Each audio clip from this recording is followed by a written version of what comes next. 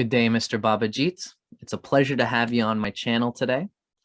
My name is Dustin Cormier, and today we are doing an episode of How to Rock Astrology. Thank you all for watching the stream. This is a pre-recorded session, and I'm here today with Bhabajeet Kalita of Exoticastrology. Thank you so much for coming, Babajeet.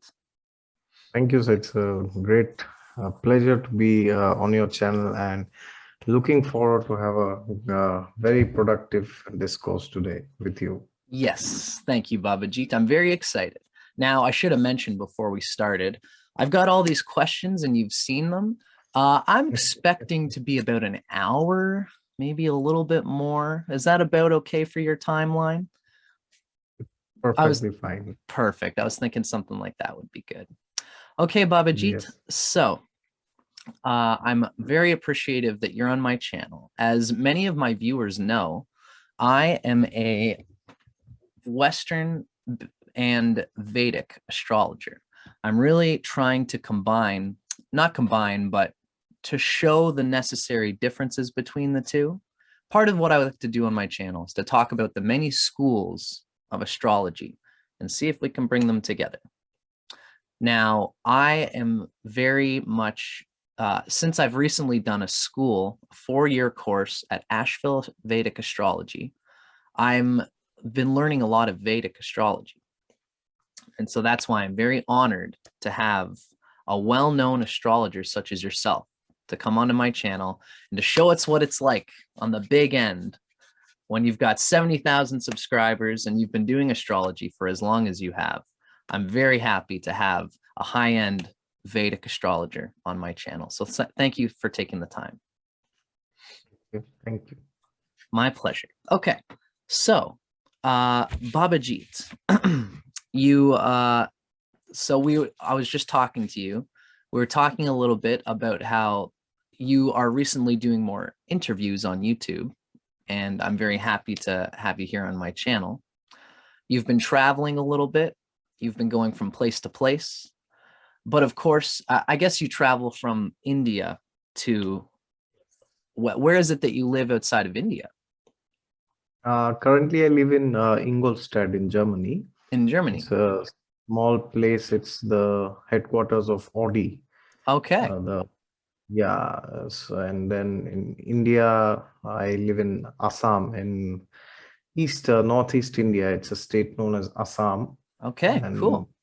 The place known as Guwahati. So that's where originally I'm from. Wonderful. Cool. Okay. So you are in the northeastern part of India. I'm curious just to ask you, because I've never had an Indian astrologer on my channel before. Do you practice with the northern Indian chart or the southern Indian chart? Or do you have a preference? I prefer the North Indian style. I see. Okay. So a quick question. Do you prefer Parashara astrology over Jaimini? Because I find that Jaimini tends to cater very strongly to the southern style of chart because it's so Rashi based. Do you practice both of those astrologies?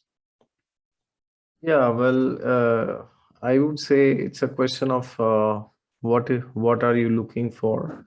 So therefore in India we have like Parashari school, then we have Jaimini astrology, then we also have Nadi astrology, we have KP astrology, then Horari astrology is there, Prashna astrology is there. Right.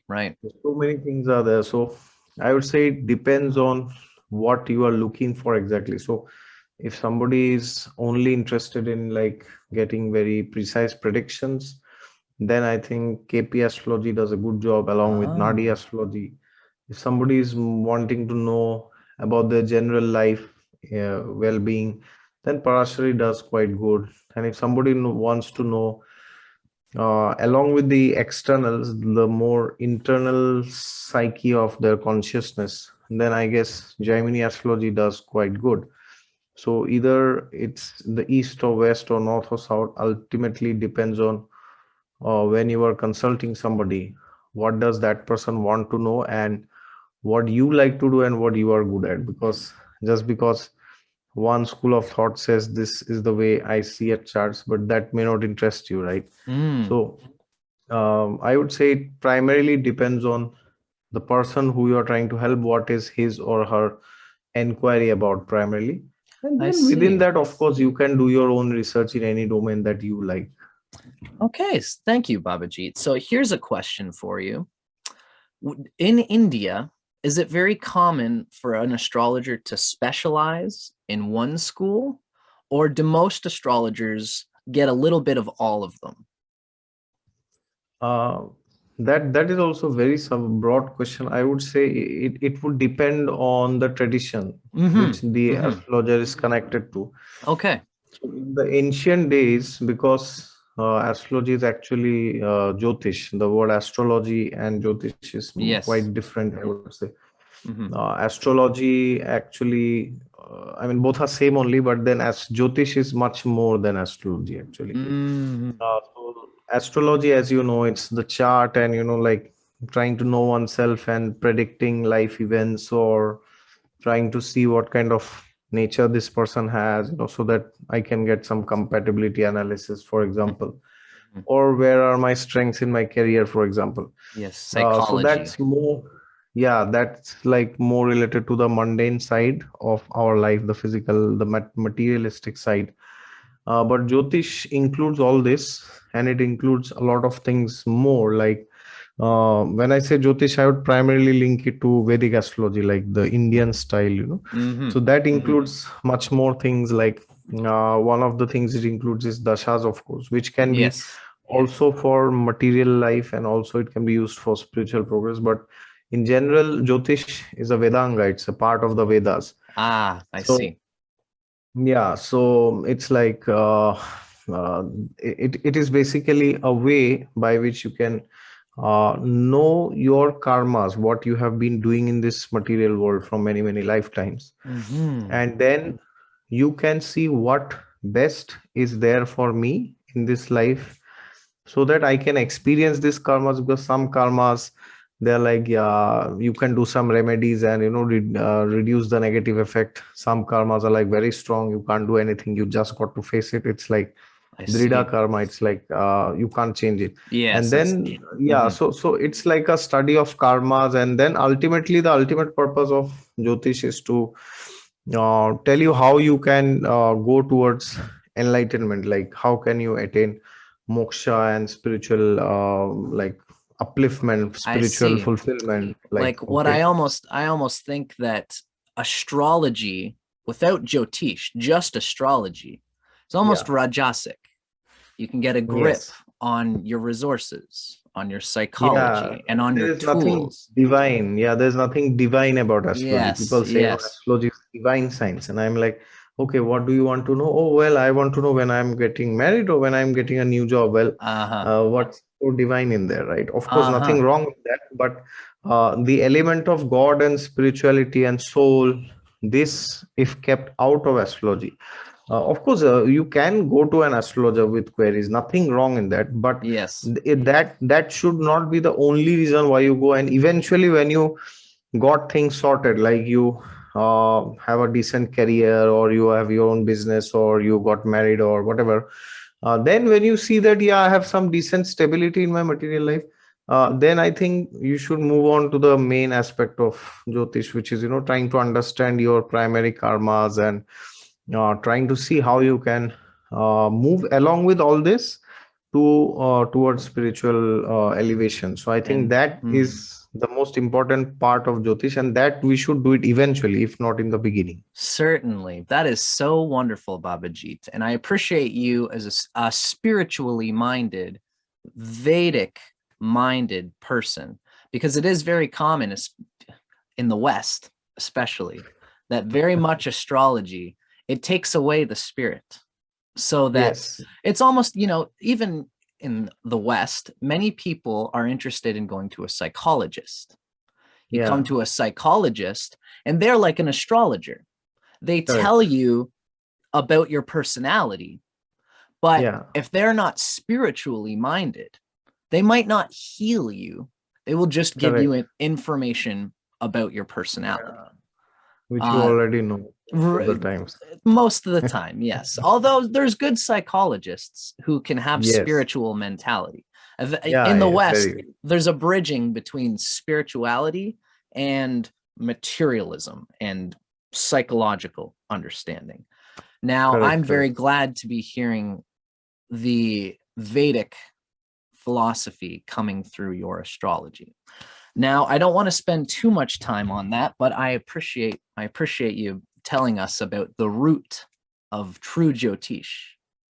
Sure, sure, sure. Thanks.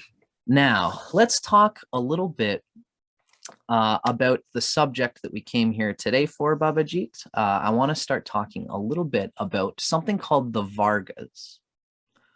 Now, Yes. the Vargas are something that the West has very little idea about.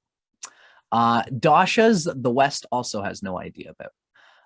Correct. There's lots of things in Vedic astrology that the West needs to hear about. That we don't know about friendships and enemies in Vedic astrology. We don't know about Mula Trikona, and that's in Western astrology. But one of the great subjects that I'm trying to talk to my Western audience about is the Varga charts, also known as the divisional charts. Now, one of the main things that I want to talk about in this session is the importance of the Rashi chart and how the Rashi chart is kind of like, it's kind of like a hand, it's kind of like a glove. And the Vargas are the hand that's being put inside the glove. There's a few ways that I want to talk about this with you, Babajeet. Now, I've got a little bit of a presentation prepared just to see if you and I can get on the same page, to see if we are talking about the same concept. So, what I've been thinking about is the Vargas. I've got a little bit of a presentation here. So, can you see this slide, Babajeet? Yeah. So we're seeing here is the Vargas. We're talking about the Navamsha. When we talk about the Navamsha, what we're talking about is the degrees of that a planet is in the Rashi chart.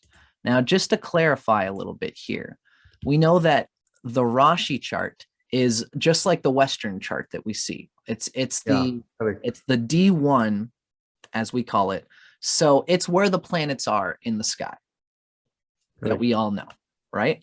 Now, each of those planets has degrees in the sign. Correct.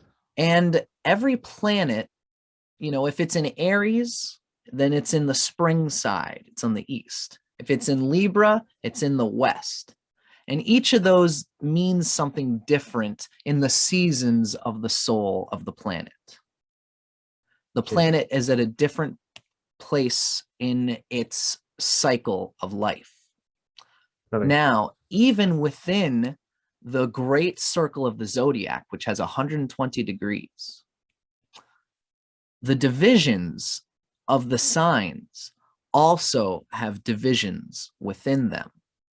And they describe a whole life full of data, full of astrological data, which you will miss if you only look at the Rashi chart. Correct. And this is what we're talking about, the divisional charts. Now let's try to get a sense for our Western audience. Let's try to talk about what this means, okay? So the divisional charts come by dividing the degrees of a sign into different groupings. And the number of the chart has to do with the portioning of the degrees. For example, let's talk about the Dasamsha first, because the Dasamsha is easy to understand. With the Dasamsha, it's called the D10 chart. We want to split the 30 degrees of the Rashi of a sign into 10 3-degree portions. Yes. 3 degrees each, 10 parts. Right. So just to show a quick little picture here, we can see that with the Dasamsha, we have 30 degrees. We divide the 30 by 10, and we get 3 Correct. degrees. So that Correct. means the Dashamsa sign changes every 3 degrees. Correct. Right? Now, if we were to just show a little example here, we can see I've got a chart here as an example. Now, hopefully it's not too blurry, but what we can see here, this is a Kala software. Yeah. This is a Rashi chart here. Now, for example, we can see the moon here is at 17 degrees. Now, once that moon goes past 18 degrees, it'll be in a different Dashamsha. Right now, this moon is in Sagittarius at 17 degrees. When we look in the D10 chart, the Dashamsha, the moon is in the sign of Taurus. Now, if we change the birth time to go ahead 1 hour or 2 hours, let's say. So I've just changed the birth time ahead 2 hours. Now this person's born at 1 a.m. The moon is now at 18 degrees of Sagittarius. Now, since it's gone past 18, right? Because which 18 is a multiple of 3. 3, 6, 9, 12, 15, 18. Now that the moon is at 18 degrees, this moon is in a new Dashamsha sign. The moon is now in Gemini in this D10 chart. So this is just to show a little bit of an example of how these charts work. To give further clarification, let's use the Navamsha chart as our next example. In the Navamsha chart, we can see that the Navamsha resonates with 9. So how do we divide 30 degrees of a sign into 9 portions? We go 3 1/3. In astrology language, we say 3 degrees and 20 minutes of arc. So the Navamsha sign of a planet will change every 3 degrees and 20 minutes of arc. And we can see this is the same thing would be happening for the moon in Sagittarius. If this moon in Sagittarius was at 0 to 3 degrees and 20 minutes of arc, then it would be in the Aries Navamsha. If it was between 320 and 640 of Sagittarius, it'd be in Taurus Navamsha. If it was between 640 and 10 degrees of Sagittarius, it would be in Gemini Navamsha. So let's just fast forward this a little bit. We can see right now, this moon, we know that it's in the Dashamsha. So this is born at 1 in the morning. The moon is at 18 degrees of Sagittarius. And so the moon is in the Dashamsha of Gemini. But the moon is still in the Navamsha of Virgo because it's between 1640 and 20 degrees of Sagittarius. Now, if I take the birth time and I increase it, let's say 1 hour, 2 hours, 3 hours, 4 hours. So now this person is born at 5 in the morning. The moon is now at 20 degrees of Sagittarius. This has changed the Navamsha sign. Now the moon is no longer in the Navamsha of Virgo. Now it's in the Navamsha of Libra because it's gone past that point of between 1640 and 20 degrees. Now, the moon in the Navamsha of Virgo is very different from the moon in the Navamsha of Libra, even though the moon is still in Sagittarius. This is why what I'm trying to show to my Western audience is that there is a whole life of evolutionary content flowing underneath the Rashi chart. Yes. Now, that was a little presentation that I wanted to show, Babajeet, and thank you for your patience with me describing this. Now, does this make sense the way I've described it? Yeah, it perfectly gives the mathematical equations by which we actually arrive at a point, which is often ignored today in YouTube astrology, but it's good that you have shown it. Thank you. Thank you. It can be a little bit boring and dry, but as you said, sometimes it's good for us to know how our astronomical calculations are made. Astrology is very much an intuitive science. Yeah. But it's still a science. Correct. Yes. So thank you, Babajeet. Now, I want to ask you, part of the reason why I invited you onto my channel today is because I want to ask you, now you as a Vedic astrologer, you have been practicing with the Vargas much longer than I have. I've only known about the Vargas for about a year or two. So this is why I'm very excited to be asking you about it. Now, one of the first questions I want to kind of ask you about, I have another example that I want to talk about, but I'm going to start asking you because you're my guest here today.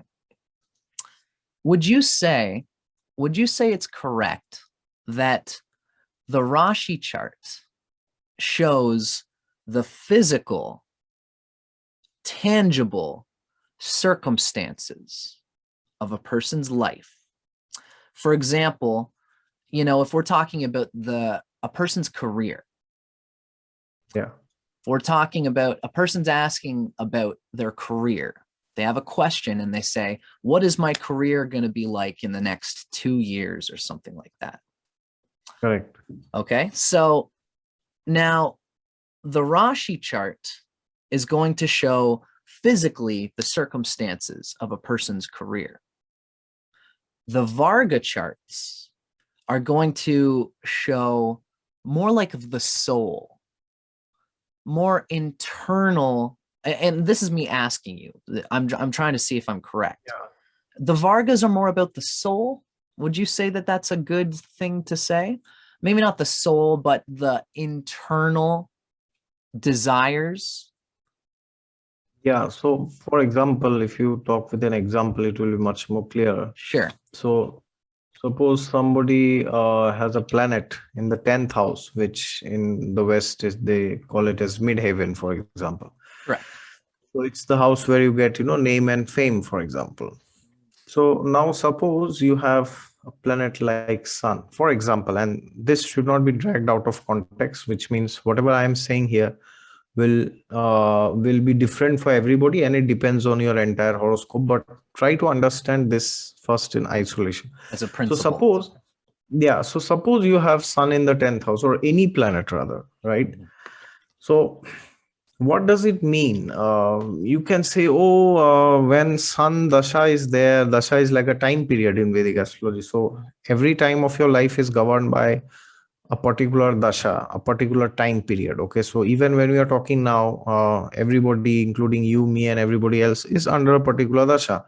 So if somebody has the Sun in 10th and the Dasha gets activated and the person is around the age of 22, 23 when their own career has started, so you could say the person will become famous, right? Yeah. But then that's a very broad statement, like the person will be famous, and you could also add to it that because the Sun and the Moon shows things like government and all this, it will be something to do with the government, or like political fame or something like that. Okay. Therefore, but even then it's like very it's very generalized and very vague actually, because anybody can have this and they may say that, oh, but I got this, I got that. So how do you actually tell them that what will actually be going on in your life, in your real life, inside your mind and all this, right? How do you say all this, right? So for that, we check what is going on in the divisional charts. Okay. So for example, we have the Navamsha chart, which is the chart of your inner life journey through different lifetimes also. Okay. Your talents and your energies that you have within you. Did you say the Navamsha? Therefore, the Navamsha you're talking about? Yes. So that shows your inborn talents, your inherent traits, things which you have worked on in your past life internally. So now suppose you have a planet like, for example, Jupiter in the first house or the fifth house or the ninth house of the Navamsha. Then the planets in trines of Navamsha can show inherent talents, as I said. So if Jupiter or Mercury is in these houses, you can be a good guide or a coach or a counselor, for example. Now, now when you know this, then you can say, oh, maybe you will become like an advisor to some, minister or some governor or somebody within the government, basically, Yes, right? yes, yes. that that then the person is, oh, okay, it will be in the government because it is the sun and it is the 10th house and it is the lagna chart, Hmm. so it has to deal with government and administration. Hmm. But it is primarily related to things like consulting or advisory board or something like that. Okay. Now, So would you look for the sun in the Navamsha chart because we're talking about the sun dasha? yeah, exactly. So when I say that if you have Jupiter or Mercury in trines, Hmm. why do I link it with sun? Because see, things in the Navamsha does not change as Mm. per your dashas. Okay.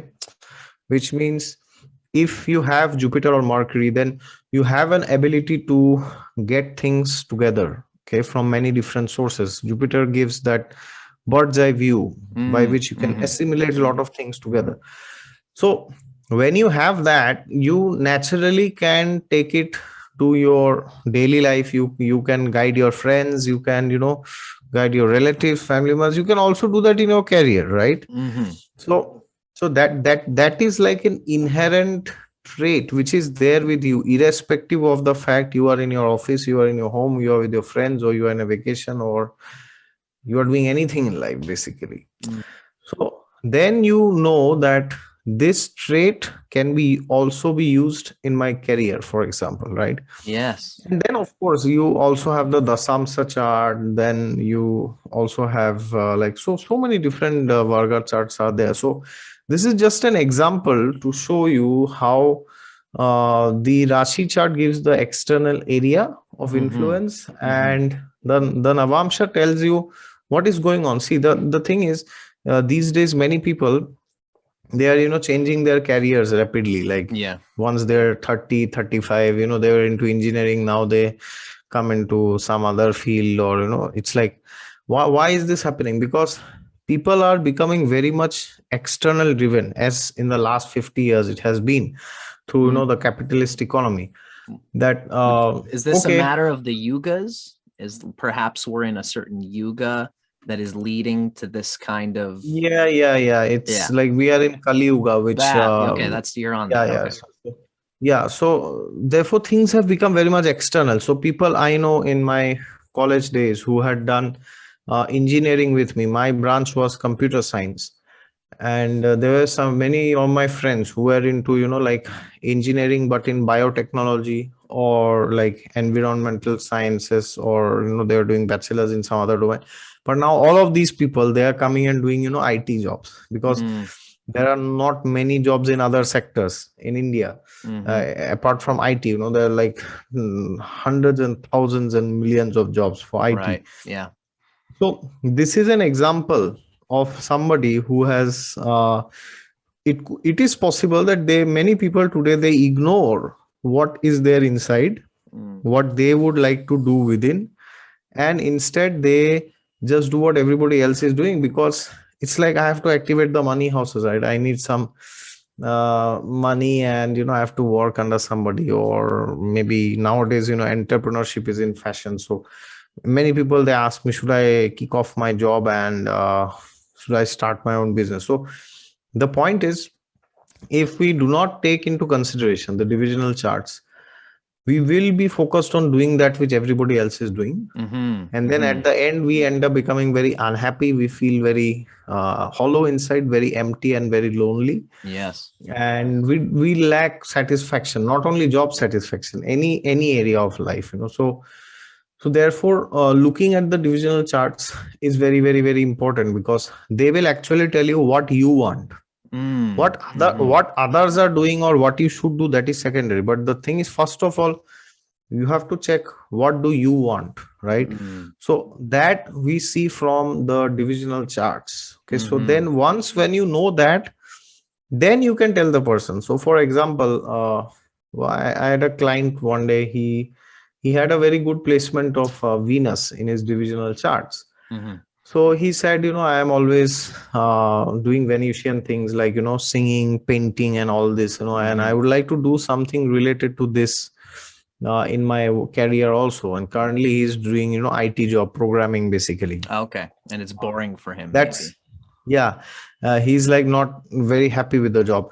So then I told him that in the next 5 to 6 years, your fifth house of creativity is getting activated, and there is some link with the money houses. So you can do this job for the next 5 years, and in background you can do preparation. And when after 5 years your dasha changes, you can go and start your own business, right? Online, Cool. like merchant, online clothing store, or like painting or something, having a YouTube channel, Instagram page, and all this. So this is like an example where I saw first what he wants to do and what he's good at. Oh, good stuff, then man. then yeah, then I bring it to his real world, which is the Lagna chart. Mm, Okay, wonderful. so that's how you do it actually. That makes complete sense to me, Babajeet. Now, in that case, often people point at the Navamsha as being a very important chart because it's the 9, it's the root trine, and it relates so much to an essence of ourselves.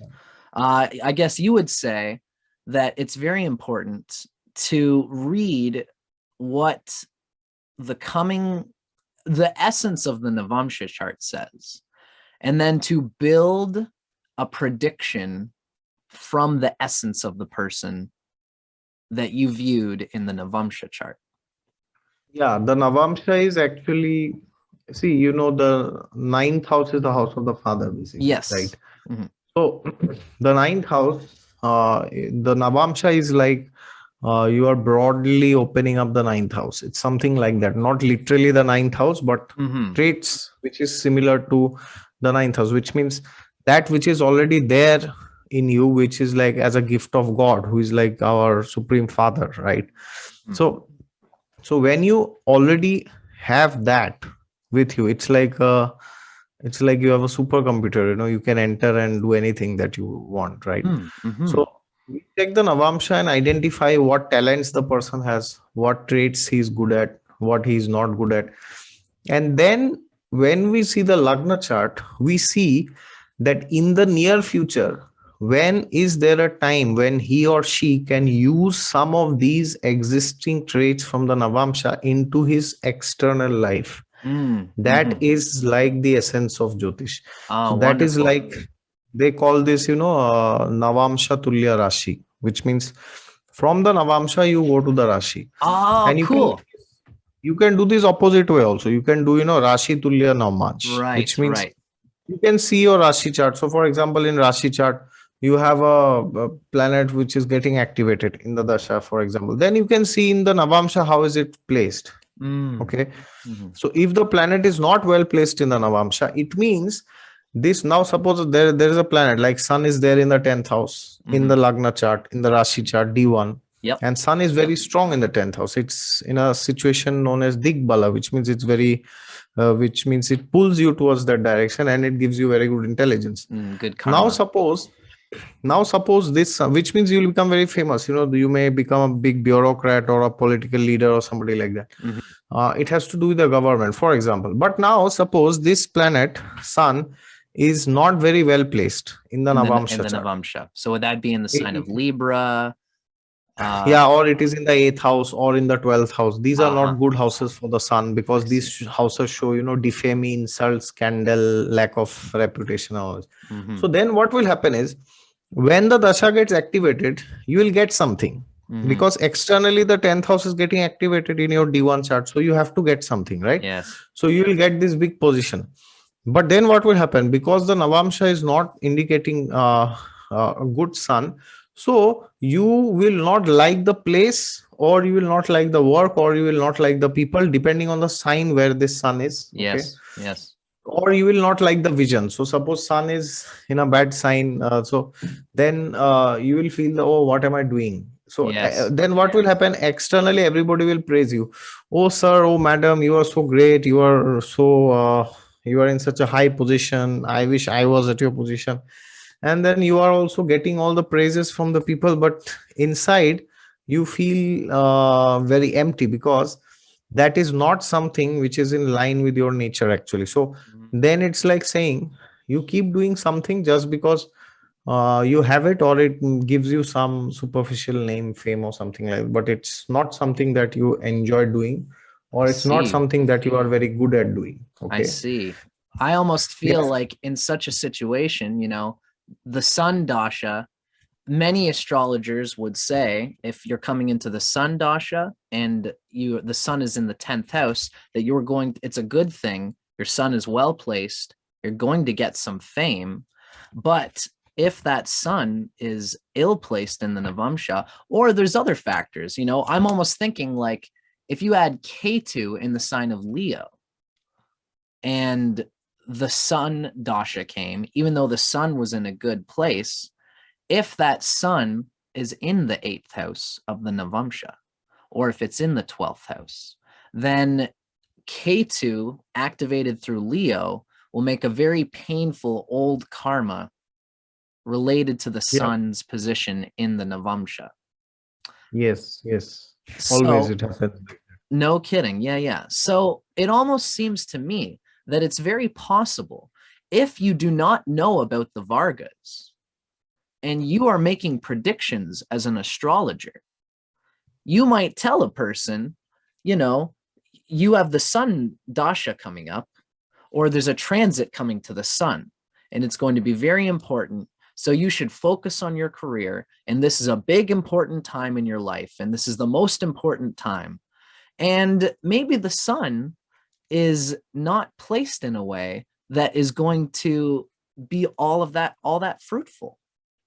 Yeah, it will not make you happy basically, because you will feel I'm doing things which are unnatural. So one of the example is, for example, if you have a sun in 10th house of your Lagna chart, your dasha is active, you become a big bureaucrat. But in your Navamsha, it is not well placed. Yes. So then you will not have freedom. So then your boss will call you, hey, mister, do this. I'm telling you, do this. If you don't do this, you're screwed. You will not get promotion. Yeah. Or whatever, you'll be fired, because in government services, they don't generally fire, but they don't give you promotion. Yes.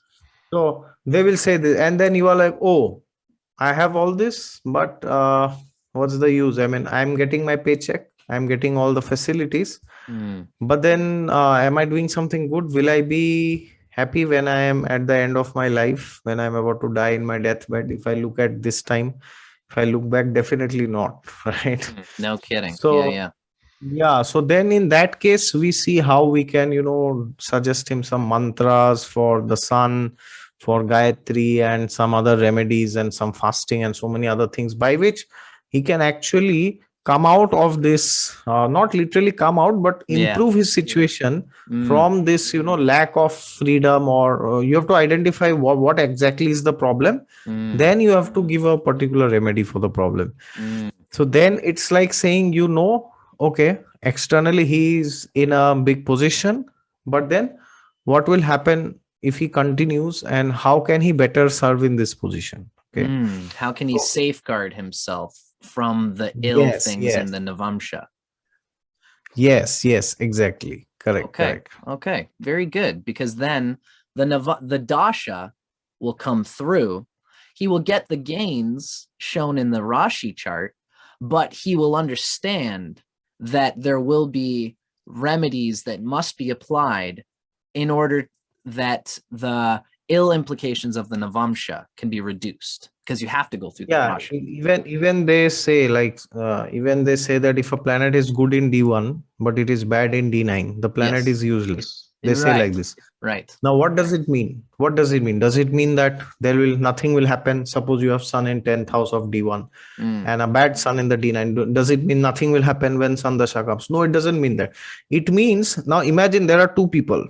Two of them are, bureaucrats or politicians or some powerful political personalities. And one of them has a very good vision and has the full control and full freedom to do what he likes, what he wants. Yes. And he has the support of his seniors, his equals and juniors. And imagine another person who has no freedom, has to just do what he's told, right? So imagine at the end, like Sandasha is of 6 years. Imagine at the end of 6 years, who will rise more, right? There's no comparison. One person will go to the sky and the other person will just stay there Or where he is, flounder. right? Yes, yes, because they don't So have the that is internal. why they say if a planet is bad in D9, even if it is good in D1, it's of no use, because it's like it's in metaphorically. It doesn't mean that there is no use, but it shows that at the end you will not achieve anything. You will be at the same place Yes, I see. You know, what's commonly because there is said. no growth. If a bad Yes. D9 is there, there is no growth because there is no awareness, there is no knowledge, there is no intensity, there is no desire, basically, Yes, right? there's no spiritual connection because the Yeah, so it's Navamsha like you in are at the same place. like Yeah. oftentimes a metaphor that's used is a tree with roots and fruits. Now, would you Okay. say that the Navamsha is the root? Yes, Or in fact, yes. 2 days back, I had made a video Yeah. that the Navamsha is known as the fruit actually. But That's why? what I was wondering.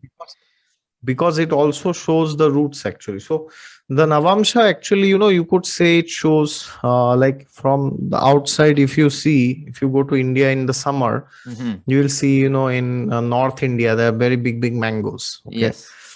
And they're very sweet, very juicy, very delicious. Now, if you go to Germany here, you Mm-hmm. will also see the same mangoes. Yes. They look very similar.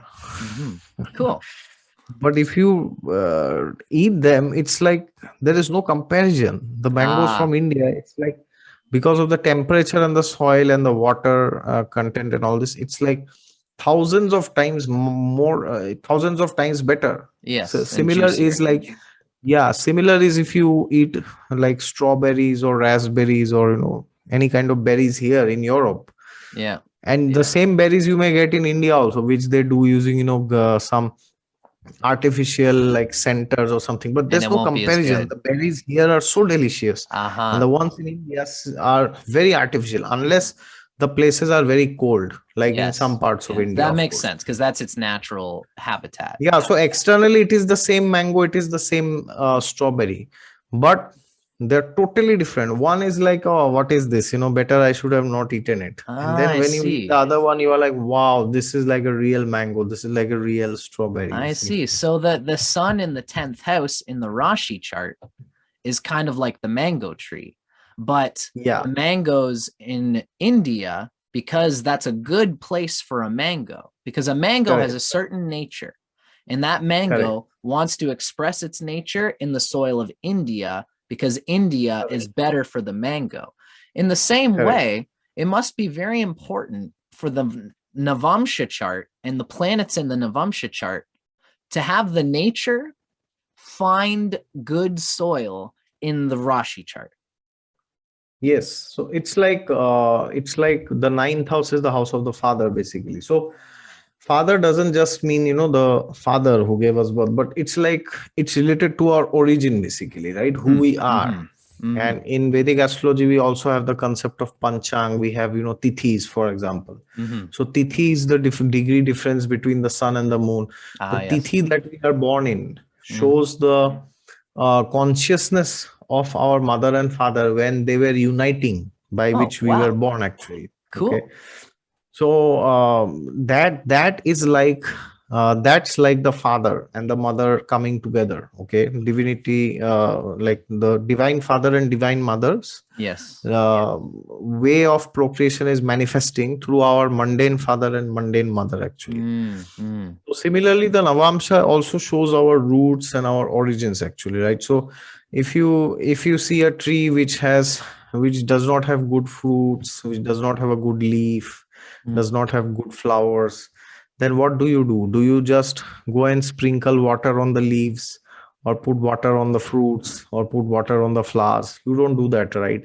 You go and put all the water and the necessary ingredients to the root of the Yes. tree. Yes. When you do that, it automatically gets transmitted. The example is given Ah. with they give the example of the stomach. Mm-hmm. So if your hand is feeling weak, you can't just put some food in your hand and say, oh yeah, my hand is now rejuvenated. What do you Uh-huh. have to do? Cool. You have to Wonderful. put food in the stomach, right? Through your mouth. The That is the roots. only way. Yeah.